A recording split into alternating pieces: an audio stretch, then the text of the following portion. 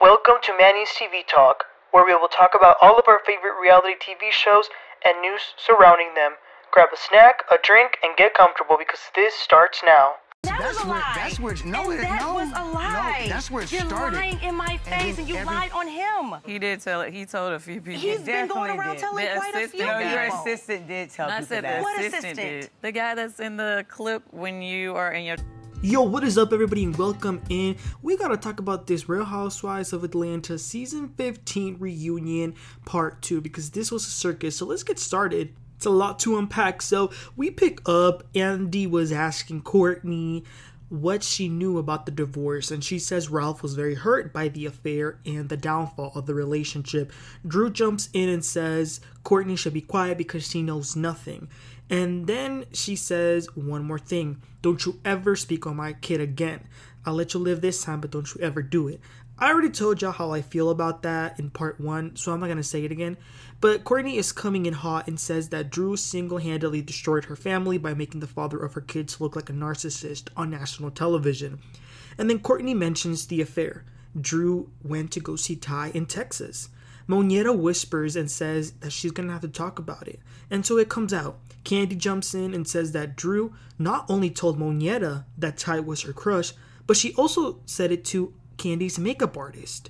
And Kandi's makeup artist said it to some chick named Erica. And Erica started bringing Ty to the set, which that in and of itself is weird. Why would they bring Ty to the set? It just felt weird. And Drew says, yeah, that's true, but I don't like girls. So Marlo and Shereé are whispering over there on their couch. So Andy directs the conversation to them.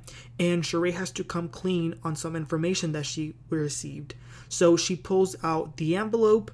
We don't know who gave it to Shereé, but they are screenshots of messages between Drew and Ty that are pretty incriminating. And my guess is that they must have came from Mimi Fraust. That's the only thing I think. And it's interesting because Drew never denied it. The girls pass the text around and Kandi is agreeing that the messages are definitely suspicious. Then they quickly highlight that Monyetta has an orphanage in Africa, so that's pretty good. And they dismiss the friends of the show, and then the women all break for lunch. So we see them go to their dressing room. Shereé and Marlo were gossiping a little bit about Kandi. But then Courtney goes to see Ralph, and they hug. It was definitely a more than friends hug, if you know what I mean. But Allison was walking around the halls and is eavesdropping on what Ralph and Courtney are talking about. And so Courtney is about to close the door, and Allison says, "Don't you close that door at me." And Courtney says, "Get this B out of here." And then Allison says, "Oh, but you don't use the word B." Someone had to come and take Allison away. And here's my thing about that. Why is Allison even there outside of their dressing room? Go away, lady. Don't come over here creeping and being at the door like you're the clown from It. I didn't understand why she did that. Okay, so then the ladies head back to the set, and the next segment is some disgusting segment that they call Peach Hub, which is a play on you know what, and it's all about sexual stuff, and it's just such degeneracy in my opinion. They mention Kandi's toys and some other stuff that I just find so gross for successful women of color to be talking about on TV. So I'm not even going to go into detail about what they said, but they did end by saying that Kandi has done foursomes, was it's too much. We don't even know about that. Phaedra already told us about it, so girl, bye. So then they move to a very serious and sad segment, which is Sanya and the miscarriage. She goes into more detail, and it was heartbreaking. She says that it was one of the most traumatic experiences of her life. She lost so much blood, but God is so good that she's pregnant again. And after she says all that, Andy says, were all the women supportive? And she says yes, but she was a little bit disappointed because the one who was not that supportive was Kenya. It kind of seemed like she dismissed it. Kenya says, I did call you. But Sanya says, I would not lie about something like this. You didn't call me. Then they bring up a question about Sanya and her family, and Sanya explains that it's hard having a dynamic when your family is also working for you. But things are good now, and the family has moved out, but they only live 5 minutes away, so Sanya is there all the time. Then they ask Kenya if she still wants to have a baby, and she says that she has decided to adopt. Then they ask Sanya why did she shade Kenya after she helped her in her fundraiser, which is a ridiculous question. but Kenya is claiming that Sanya and Marlo would get together and talk about her. And it's impressive how many times the name Marlo came out of Kenya's mouth. But Sanya says that in that particular conversation that she had with Marlo, she was only pointing out the double standards that happen in this group. And Kenya says, well, you never call out Marlo. And she says, yes, I did, about the Latoya thing, and they showed that. As far as the fundraiser, Kenya is then shaming Marlo and shaming Shereé for not raising their paddles. But the funny thing is that they both donated, and I just don't understand, why does Kenya care? But Sanya says that she genuinely tries to be friends with Kenya, but it feels like she doesn't want to. And Kenya says, girl, I don't have to help you or give you my money. And this is why I said that the question is ridiculous, because it's a charity. It's not Sanya that they're giving the money to. It's the people that she's helping. It's those moms that she's fighting for. So I think it's ridiculous. Sanya says, this is why I truly can't understand that I told you that I went through a near-death experience and didn't hear from you. They then move on to Kandi. They ask her why does she have a YouTube dedicated to talk bad about her castmates, and she says, well, I give the same energy that they give to me, so move on.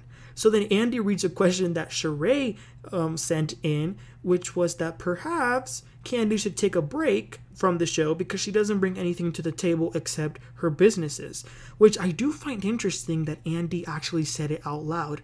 But Kandi says, you guys have seen so much about me, and Shereé, you should know better than anyone about taking breaks. And Shereé says, well, you know what, sweetie? The amount of breaks I've taken are the same amount of times they've asked me back because of y'all's lackluster performances. Respect the OG. Then we see the Marlo and Kandi fight this season about the nephew. So we see how that played out, and then Marlo has to explain it yet again. She says it was all over the news that there was a pow-pow at Kandi's restaurant. How the hell was that not going to remind me of my nephew who passed away, who worked at her restaurant, and that's the same way that he passed. Kandi says, well, everybody saw that we talked about it and we embraced, but Marlo was worried about cameos that same week, so she thinks that it clearly didn't affect her as much as she is making it out to be. And Marlo says, I just would have appreciated some flowers, or if you could have sung a song to my sister over the phone. Then they ask Marlo, why did she get so mad about Drew and her word choice surrounding the incident? And Marlo says, well, they're very selective with their words regarding Kandi, but with me, it's super raw. They can say, oh yeah, she slashed and cut a woman's face. But with her, they kind of walk on eggshells, which she is telling the truth. They do have a problem, and they always do say that.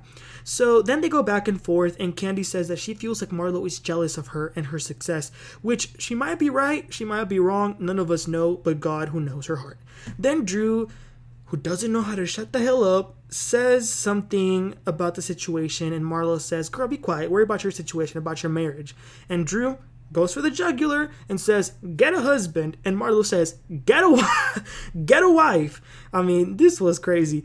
Then Sanya also interferes and tries to explain things to Kandi, but Kandi started to get that shaky voice, when she's mad, and she was about to go off on Sanya because I think she doesn't like that Sanya tries to defend Marlo, but it's not like Kenya and Drew aren't always trying to defend Kandi. You get what I'm saying? But they both, Kandi and Marlo, agreed to move past it, and they'll be okay. And I think that out of all of the women, Kandi and Marlo truly love each other. I think the deepest out of all of them, like really deep inside. Then it's what we've been waiting for. Ralph Pittman comes out to share his side of the story. They put his seat across Drew, which I feel like they should have just done it, the both of them, like they did in Married to Medicine with Quad, like instead of having the whole group, but that's what they did. So they showed their season package. After they see that, Drew gets a peach that she brought and says to Andy, can you give this to Ralph? I know that's what he wants. I just can't with Drew. Everything is a game for her. And I'm not even lying, y'all. I was falling out the bed laughing throughout the entire of this episode, but on how Drew was acting, but let's get into it. Anyway, Ralph does say some things that Drew has been putting out there are just not okay. Andy asks Ralph if he has ever cheated on her, and he says, no, I have never done that. And Andy asks the same question to Drew, and she says no, but then Ralph says, what about Ty?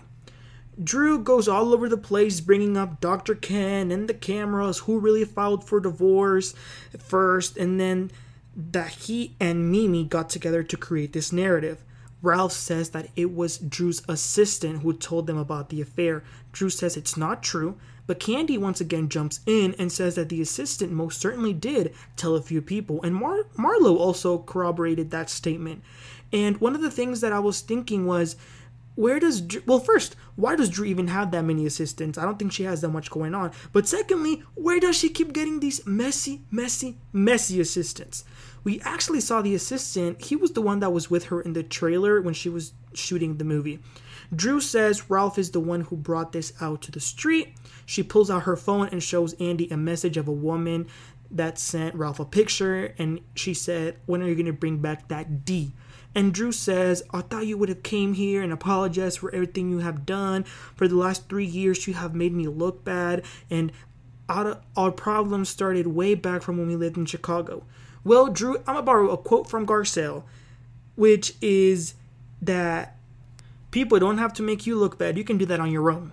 And you saying that comment about Chicago proves some of the rumors, which are that you guys have planned this all the way since before you were on the show. But anyway, Drew is gaslighting the whole set and the public, and a lot of people have been drinking the poor victim Drew Kool-Aid. They ask about the Vegas project, and guess what? He says Drew made it all up.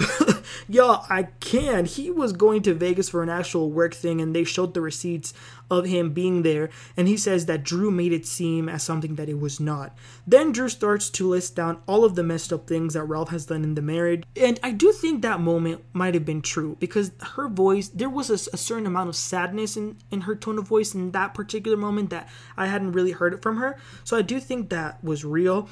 But Ralph says that he's seen a lot of evidence. The streets have been talking a lot, and says Drew has been unfaithful to him with multiple women. Drew says, you told me you were getting blow, you know what, all around the world. And he says, that was a joke. Then Andy asks Ralph about the comments Courtney made about the son and the adoption. And Ralph says, listen, I can't adopt him because his real father wants to be part of his life. So why would I take that away from him?